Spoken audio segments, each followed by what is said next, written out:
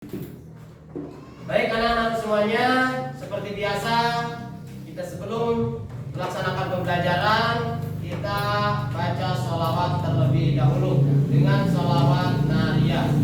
Kita bareng-bareng Allahumma sholli wa sallim wa barik alaihi sallu alaihi Allahumma sholli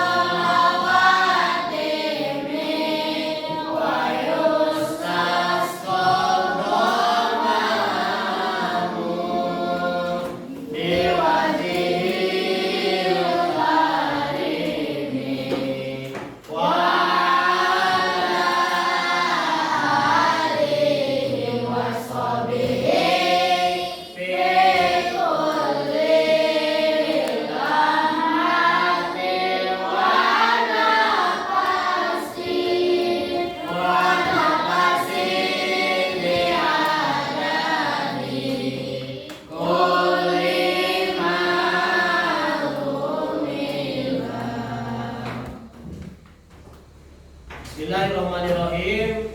Alhamdulillahirrahmanirrahim. Bersyukur kepada Allah Subhanahu wa taala. Kita pada pagi hari ini tanggal 27 November bisa bertemu kembali dalam kegiatan pembelajaran Mafil Fikih yang mudah-mudahan pembelajaran di pagi hari ini diberikan kelancaran, dimudahkan oleh Allah Subhanahu wa taala. Amin ya Allah ya rabbal alamin. Anak-anakku semuanya, dari bab sebelumnya telah mempelajari sholat fardu 5 waktu ya. Dari bab sebelumnya mempelajari sholat fardu 5 waktu. Sholat fardu 5 waktu sebaiknya itu dilakukan secara berjamaah atau dikenal dengan sholat berjamaah.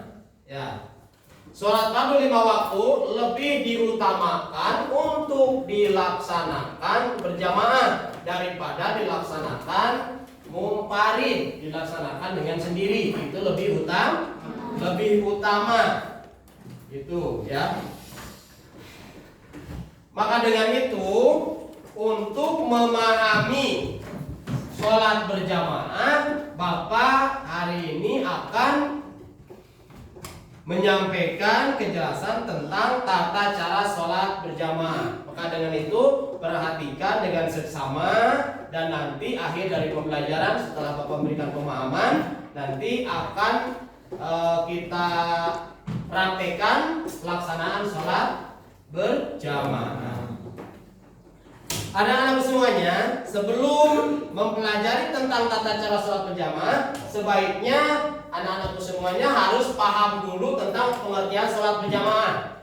Perhatikan, sholat atau dinamakannya secara bahasa kata berjamaah artinya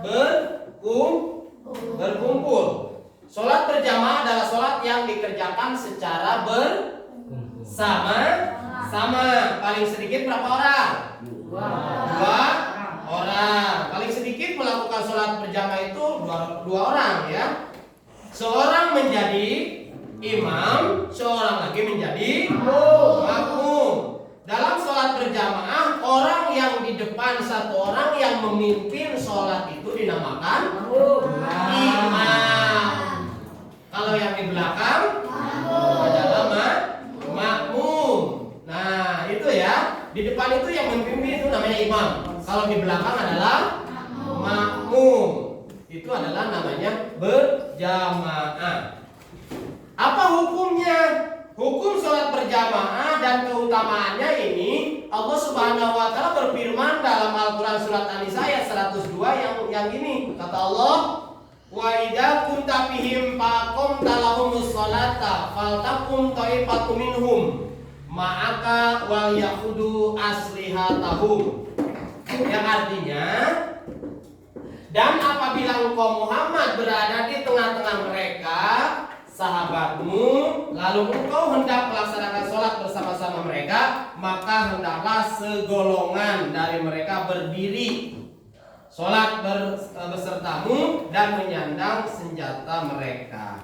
Quran surat An-Nisa ayat 102. Itu adalah hukum sholat berjamaah dan keutamaannya.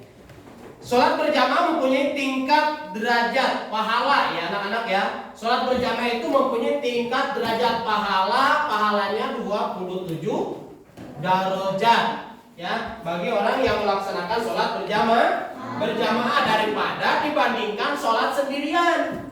Itu ya, daripada dibandingkan sholat sendirian. Maka Rasulullah SAW bersabda dalam hadisnya yang diriwayatkan oleh Imam Bukhari.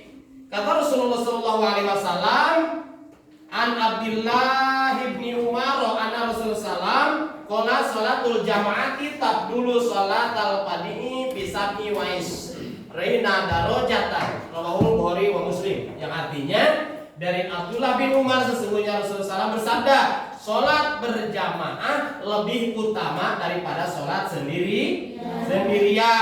Sholat berjamaah itu adalah 27 darajat. Hadis riwayat Bukhari dan Muslim. Itu adalah namanya hukum sholat berjamaah dan keutamaannya. Nah, maka dengan itu karena Bapak udah jelaskan sepintas pembelajaran tentang tata cara sholat berjamaah, Bapak mau tanya dulu. Di sini siapa yang tahu tadi secara bahasa kata berjamaah apa? Siapa yang tahu? Saya, Pak. Ya, apa? Secara bahasa kata berjamaah artinya berkumpul. Nah, secara bahasa berjamaah artinya berkumpul. Bagus. Itu adalah salah satu dari secara bahasa berjamaah. Berjamaah itu berkumpul. Ya, tidak akan menjadi berjamaah bila mana satu orang, minimal 2 orang dalam melaksanakan sholat berjamaah.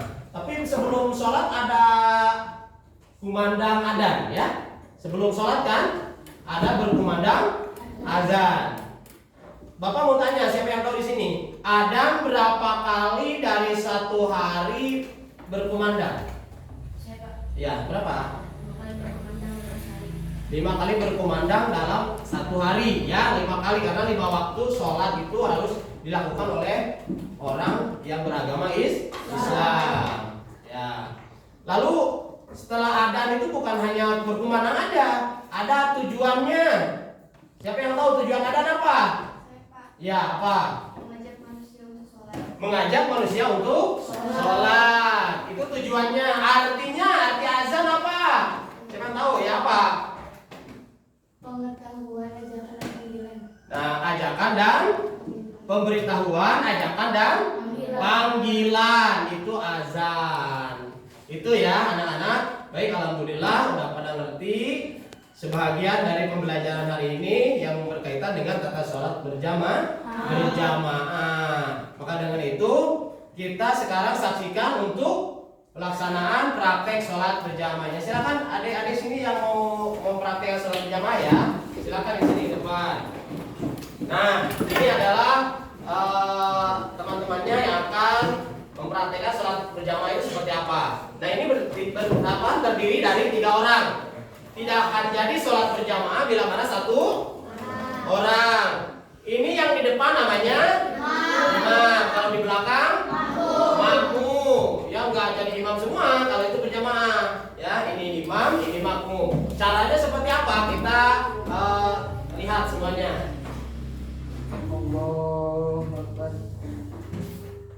Nah, ini adalah cara pelaksanaan sholat berjamaah. Takbir dulu imam, si makmum mengikuti, tapi bukan berbarengan, ya. Bukan berbarengan, misalkan Allahu Akbar semuanya takbir baru enggak. Imam dulu baru makmum. Lanjut. Allah. Nah, ruku juga sama. Ya, diikuti sama makmum. Ya Allah. Allah. Allah.